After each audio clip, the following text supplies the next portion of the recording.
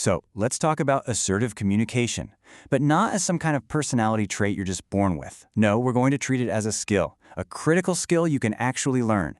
And we're going to focus on how you can master it for those really high-stakes moments, when you absolutely need to get your point across. I mean, we've all been there, right? You're in a big meeting, you have a great idea, but it just gets lost in the noise. Or maybe you walk away from a conversation just replaying it in your head thinking, oh, I wish I'd said that. It's not just stressful. It really can start to eat away at your confidence and your ability to make a real impact. Well, the way out of that feeling is to develop a skill the source material calls assertive presence.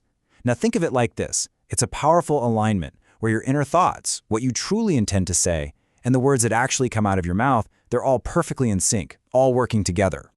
So here's our game plan for how we're going to build this skill together.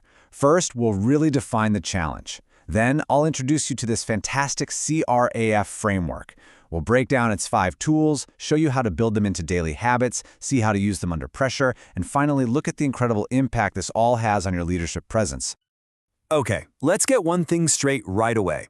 Being assertive is not about being aggressive or bossy, not at all. It's about this incredible alignment of your thoughts and your words so you can influence people effectively and, this is so important, with integrity. It's really a cornerstone of what it means to be a leader today. To help us build this skill, we're going to use this really elegant tool called the C.R.A.F.T framework. I want you to think of it as your new toolkit for communication. It's simple, it's memorable, and it's super practical for building that confident, assertive presence we're all after. And here's probably the most important thing to remember about all of this. This is a system that's built on small, consistent, daily actions. This is not about some magical talent you either have or you don't. It's all about intentional practice. Anyone can do this. All right, let's get into the heart of the framework.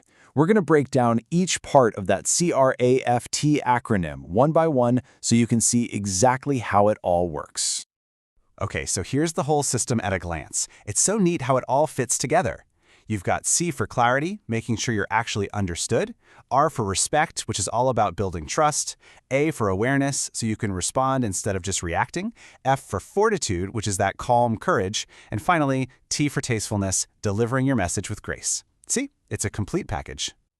Let's start with C for clarity. And I love this mantra, my clarity is my kindness. Just think about that for a second. Being precise and direct isn't harsh. It's actually a huge kindness to the other person because you're saving them the energy of trying to guess what you really mean. Next up is R for respect. The mantra here, my voice builds bridges, not walls.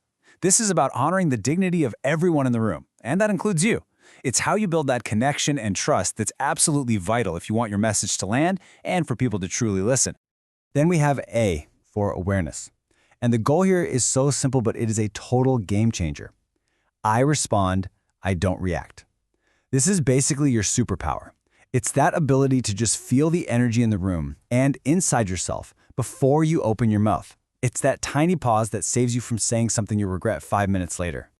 Now, F is for fortitude, and check out how its mantra ties right back to our first point. My clarity is my confidence. This is just brilliant. When you've done the work to be crystal clear on your message, you don't have to fake being brave. You just naturally speak with conviction because your confidence is built on that solid foundation of clarity.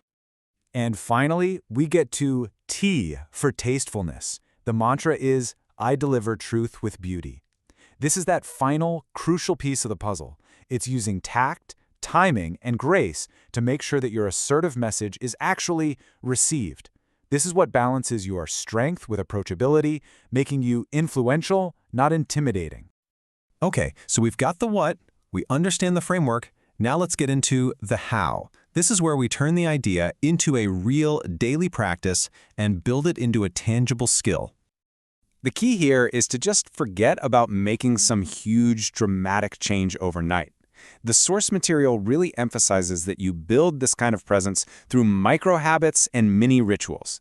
Just small, intentional things you can easily weave into your everyday life. And here's the simple structure for how you do it. It's just a 3-part daily loop. In the morning, you set an intention. During the day, you look for chances to apply these little micro habits. And then in the evening, you take a minute to reflect on how it went. That's it. So simple, but so powerful. Now, this is where the theory gets real. Look at these fantastic, concrete examples. For clarity, a micro-habit could be as simple as just taking a deliberate pause before you speak.